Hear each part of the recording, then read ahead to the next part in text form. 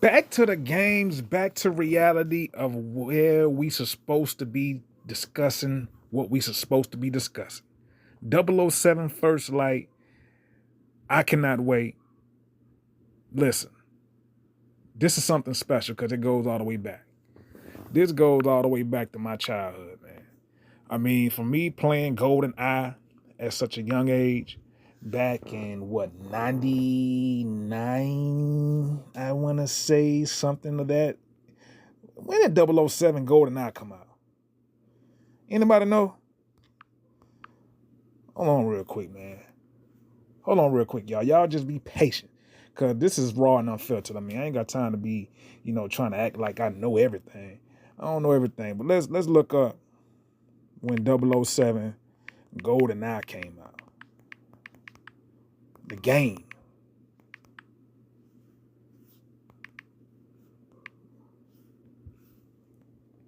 97. For Nintendo 64. If you know, you know. Now, this was like the mark and the start of when action video games came into play because this is something that was special. I mean, it was so many things that you could do on GoldenEye. I mean, they had different areas of uh, locations that you can free roam, and shoot, and have like little co-op little missions and things of that sort. It was very special. It really set the tone to 007 video games with the legend himself, Pierce Brosnan, of course, starring in the movie and in the video game. Pierce Brosnan really introduced me to 007. He really introduced me to the action, the shooting action of a game. He made me want to play 007 when I seen him on the front covers of the 007. I was like, look, this dude right here, he really selling it. He make you want to play the game because he does so good in the movie.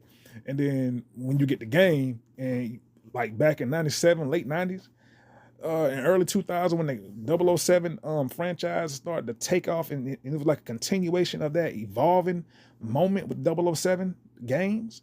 It just got better and better, but I hated when they switched and took out Pierce Brosnan and they switched it with a different character. That's when I stopped getting the games. That's when I stopped watching the movies. Because I'm like, how you going to replace Pierce Brosnan? This was the dude who started the whole 007, and as far as like what we know, and when we saw him, it was like, that's the guy.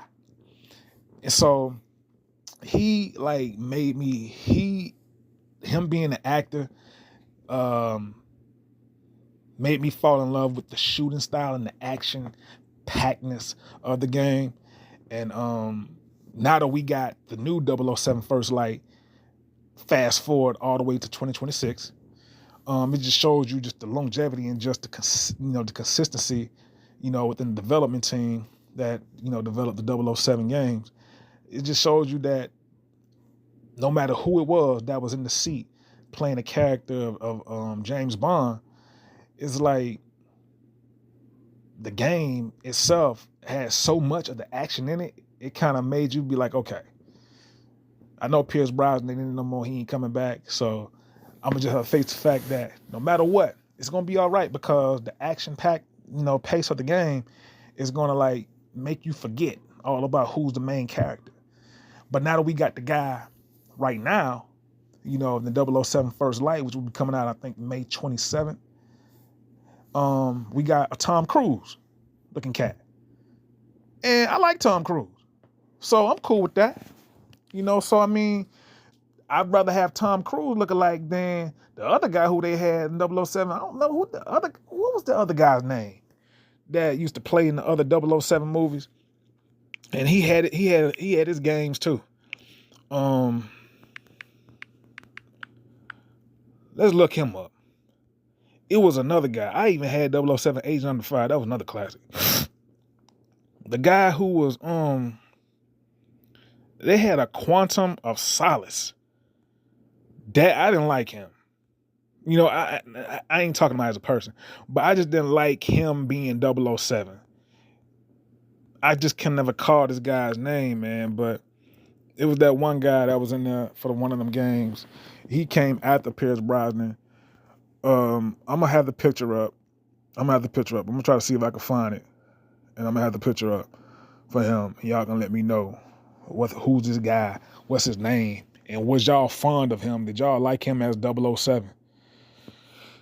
But yeah, man, this game when it comes out, it's gonna be the best 007 game. I mean, you can just tell just based off of just the trailer. I know the trailer sometimes can oversell, but this trailer is different. This is different because it actually has a story that, makes sense.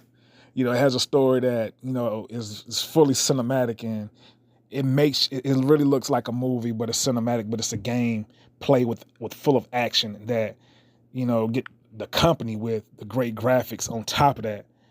And it just made for just something that that you're not gonna put down. You're not gonna put down the controller sticks when it comes down to when this game releases in May 27th, 2026. And like man,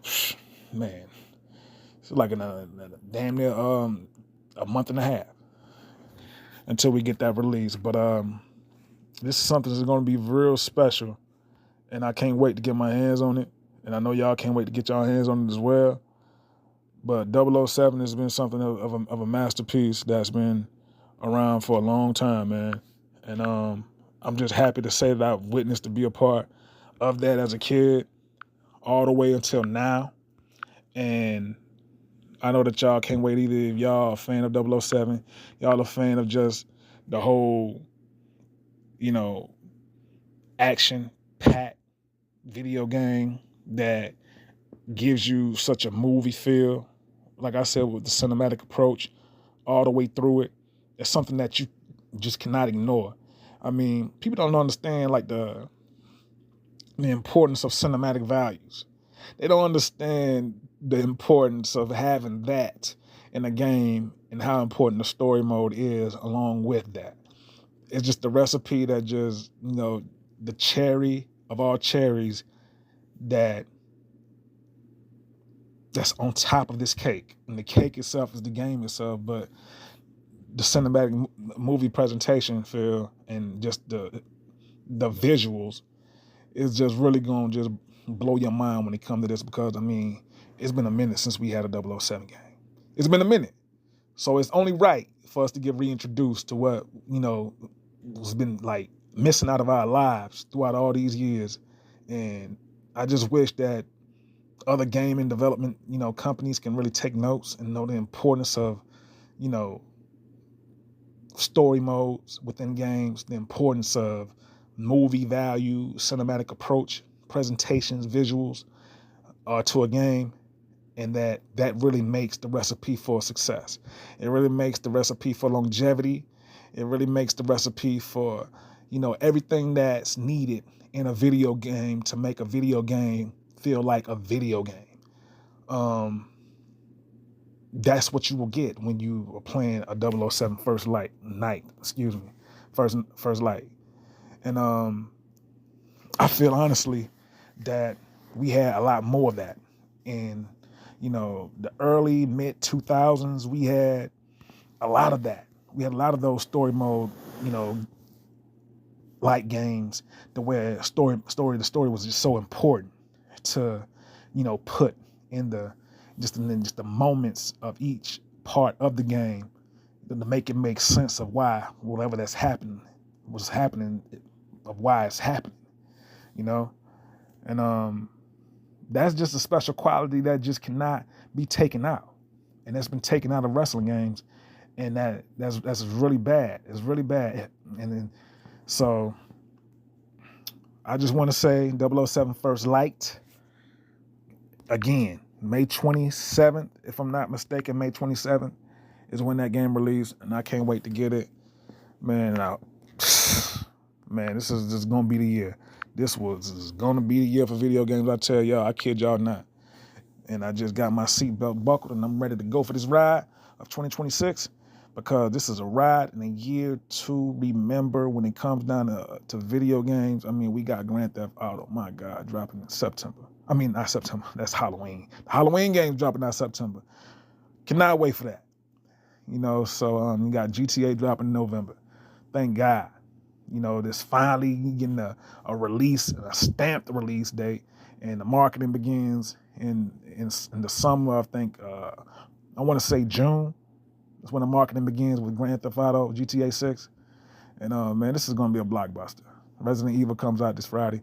It's gonna be a blockbuster. It's going down. Sincere Reality TV. You already know, man. So like and subscribe to the channel. I holla. One love. Peace.